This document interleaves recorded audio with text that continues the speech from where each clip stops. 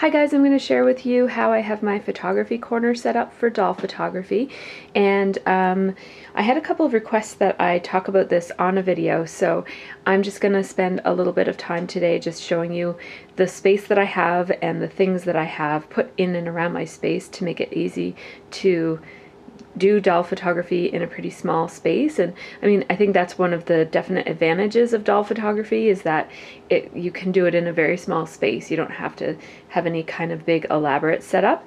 And so during the course of me kind of getting into doll photography, I have kind of put aside a part of my craft room for this, and it's just dedicated space, and all that you need is a very small corner. So I will give you the measurements of the space that I'm using. I'm just going to turn on my lights. I have my light set on a remote control, which is kind of cool. I always have fun turning it off and on. So those are my lights, and they are just from Home Depot, and they come with either a big metal heavy base that you can put them on or a clamp. And I have actually 3 of these lights, but I have 2 of them here, and I'm using the clamp on both of them. And you just have to be careful that you keep checking to make sure that it's not going to fall off. Like it's over, I've had these for many years, and so the foam part of them has become rather compressed, and so it doesn't really hold all that well, but it's, for my purposes, it's fine. They don't fall off when I'm using them or anything. It's just if I'm moving them around a whole lot, sometimes they have a tendency to wiggle their way right off the edge. So I'm going to show you this space. I'm going to measure it first so I can tell you the size. I just measured this space, and it goes 36 inches from the edge of that wall to right that edge where that photo frame is. So that's 36 inches, and it is 30 inches deep, but it is actually quite a bit deeper than what I ever use and that I would ever need. So I would say, you know, this is a deeper than usual table, just because it's my craft table that has room for storage underneath and storage at the kind of over by the wall. So I think a typical desk might be more like 24 inches, and that would be plenty. That would be plenty of space. So and even this way you can see that I'm really only using a portion of that 36 inches.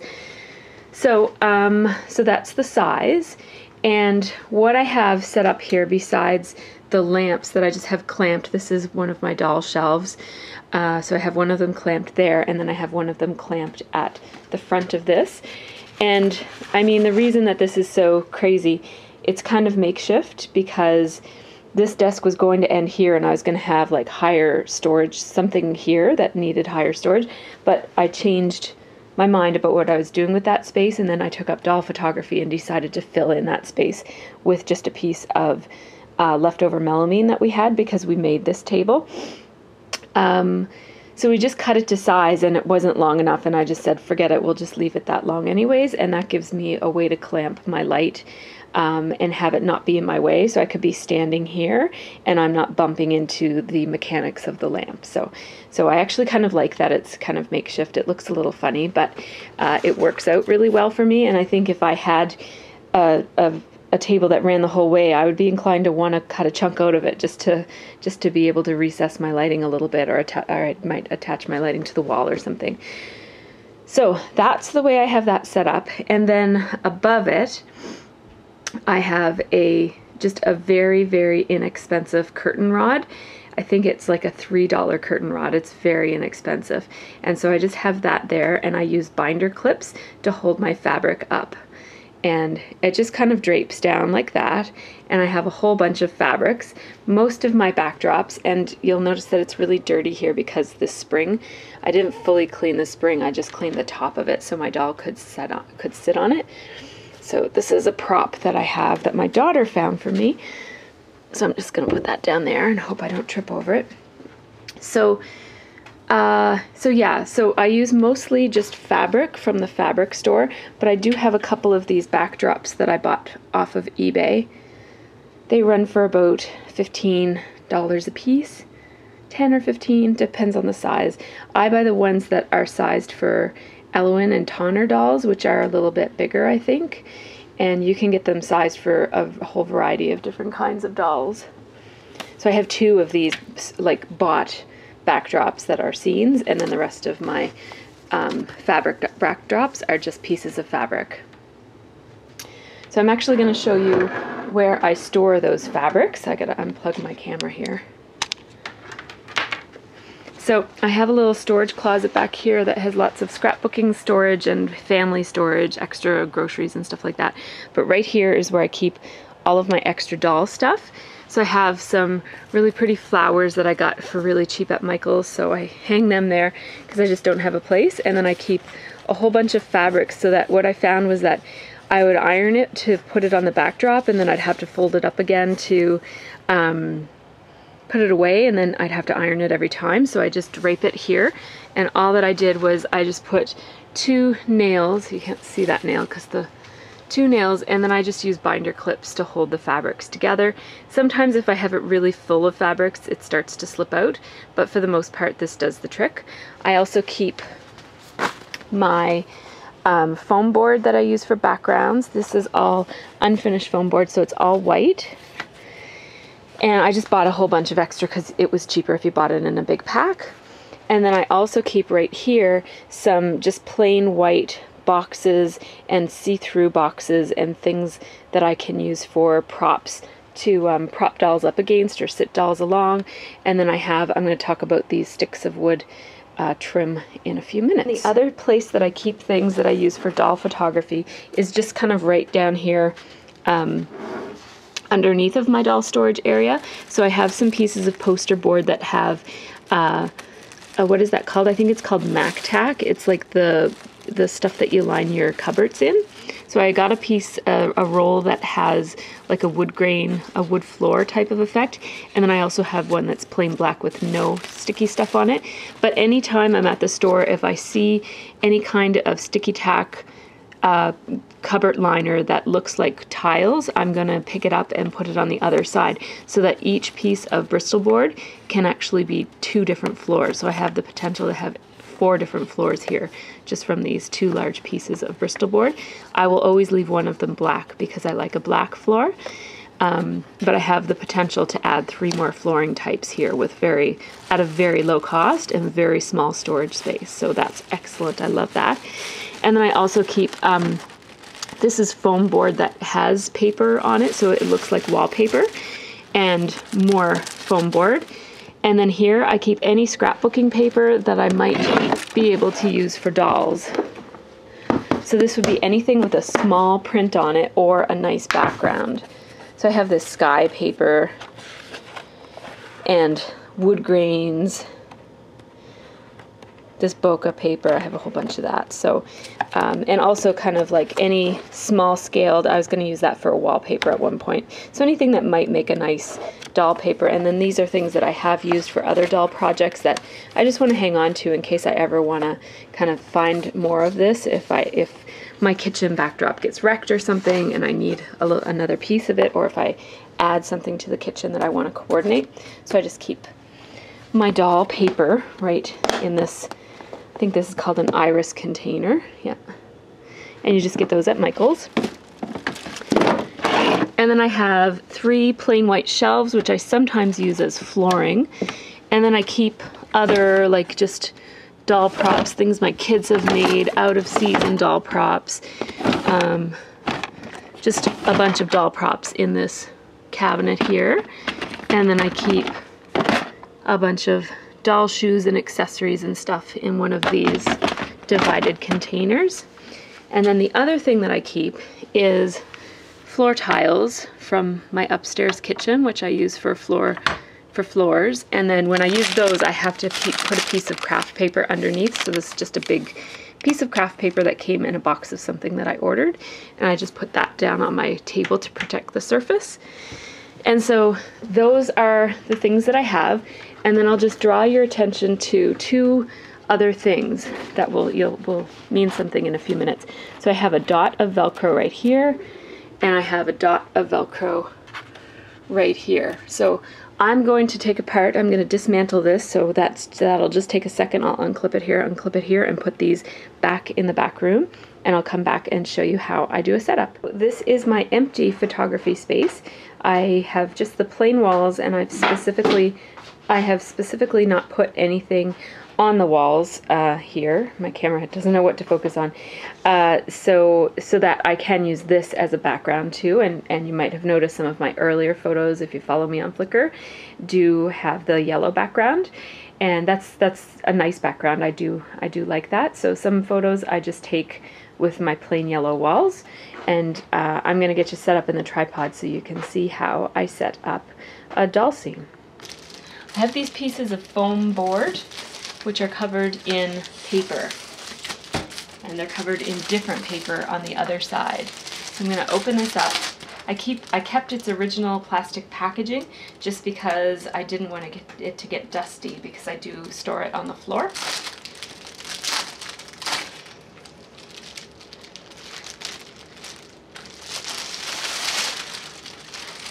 So I try to be careful with the packaging so that it lasts as long as it can. Over there. So what I have here is a chevron pattern paper from my scrapbooking supplies. This was, I know it's a little hypnotizing, my daughter's saying, especially when I move it around like that. But when you stand I think I'm making my daughter motion sick.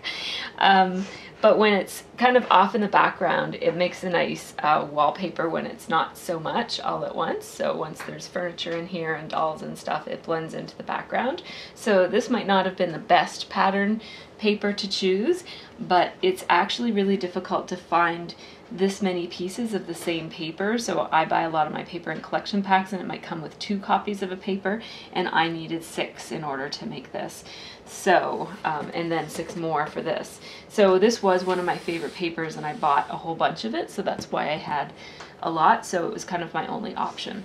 So you'll notice that I didn't go all the way down on the board, and that's because I have a piece of baseboard that I will cover this with.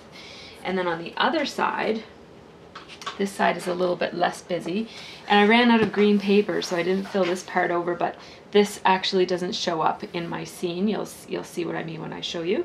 On this side, I have 2 different prints. So I have a striped, and then I have a solid, and this is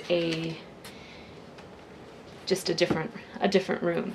And there's a space here, and that's because I do put a piece of chair rail here, which is just a tiny little strip of baseboard that I bought from my home supply store. So I will show you first a setup with the red, and then I'll show you a setup with the yellow. So, and because this is my first time doing the red, I don't have Velcro strips for it. So I'll have to go get some. Hi! Okay, so I buy these Velcro dots, and they come like this, on a backing like this. I don't have the package anymore to show you, but I just put 1 dot right here, and 1 dot right over here.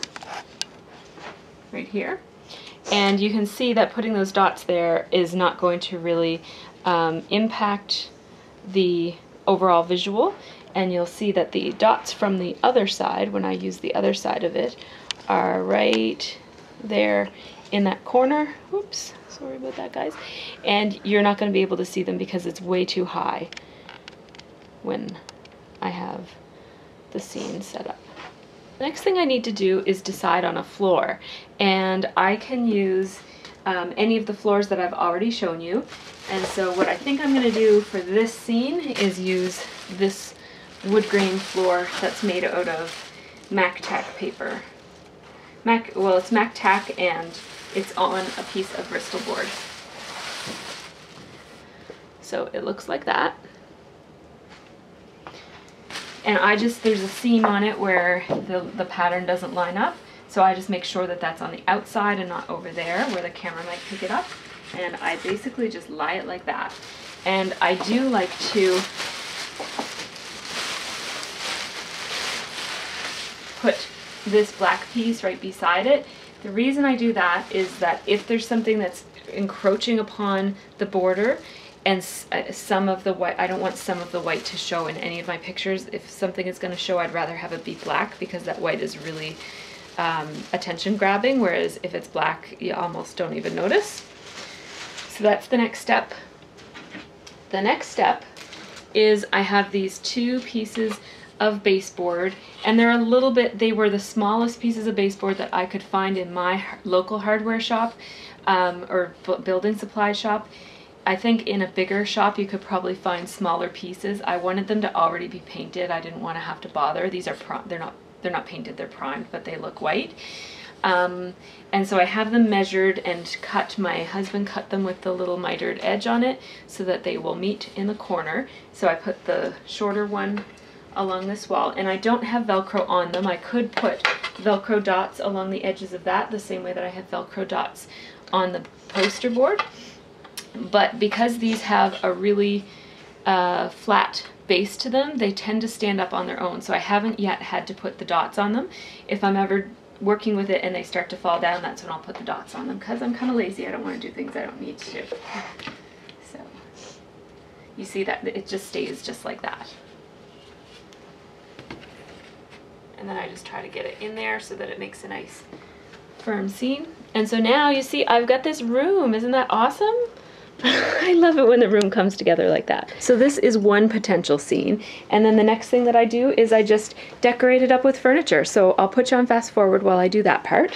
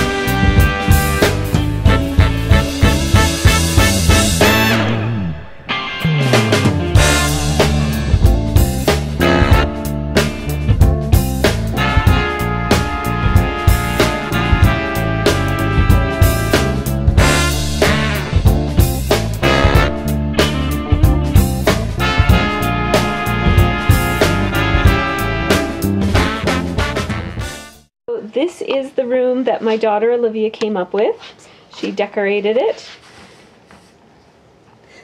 and put some posters up on the wall, which makes a big difference. And now from this angle and with the lights shining in that way, you can see all the seams on the paper, on the wallpapered walls.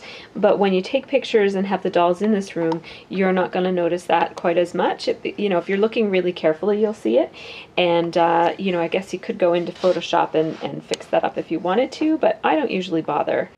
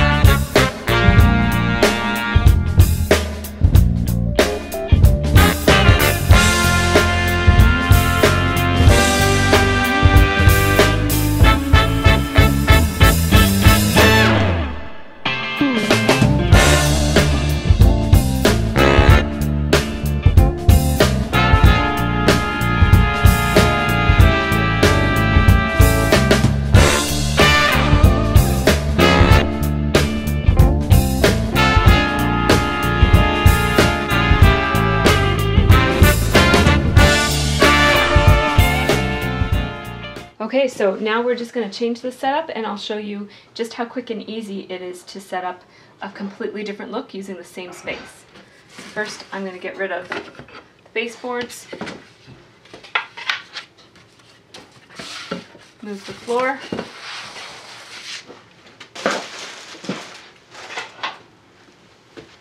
I'm going to disconnect this Velcro here.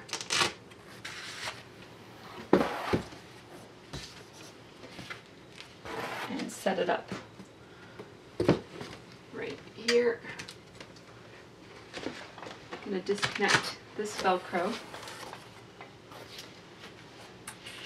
And now this wall actually has to go right into the corner.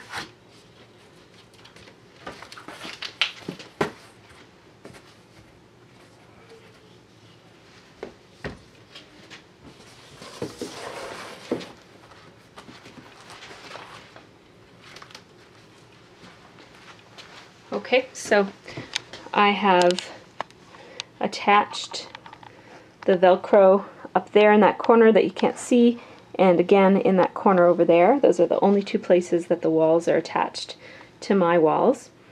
And now I'm going to put a floor down. And I think for this floor, I'm going to do some tiles. Yeah, that's what I want, tiles. Yeah.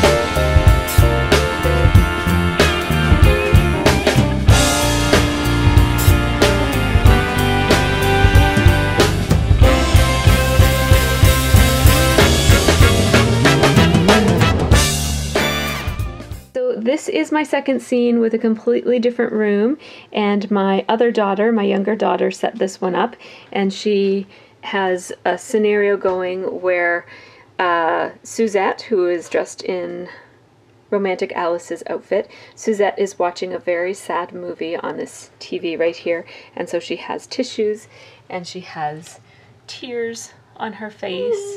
Boo-hoo. Boo-hoo. And we're going to fix up Ray so that she's looking at the movie too, and maybe we'll give her a tissue too. And there's lots of accessories here on the side tables, and so you see that once you fill up your room with lots and lots of details, Jax is here going to be serenading Allie in a minute, and you don't really notice things like the little lines on the paper and that sort of thing. They're dogs. And they have their dogs, their animals are there too. So I'm going to show you what some pictures look like from this room.